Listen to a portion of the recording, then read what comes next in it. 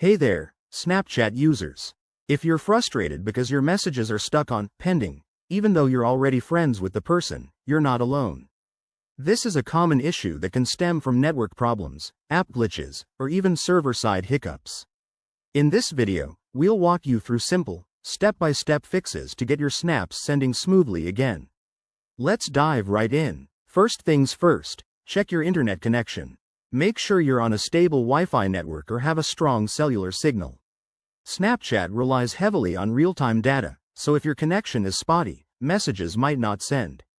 Try opening another app that uses the internet to test it out. If it's weak, restart your router or switch networks. Next, give Snapchat a fresh start by closing the app completely and reopening it.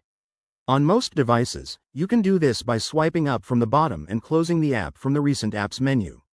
This simple restart often clears temporary bugs. Now, ensure your Snapchat app is up to date. Outdated versions can cause compatibility issues. Head to your device's App Store, whether it's Google Play or the Apple App Store, and check for updates. Install any available ones, as they usually include bug fixes. If that doesn't work, try clearing the app's cache.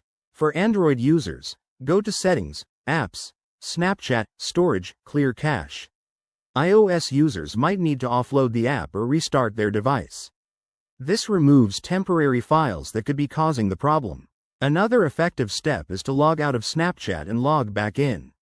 Open the app, go to your profile, tap the settings gear, scroll down, and select Log Out. Then, sign back in with your credentials. This can refresh your account connection. Lastly, check if Snapchat's servers are down. Sometimes, the issue is on their end. Visit sites like Downdetector or Snapchat's official Twitter for any reported outages.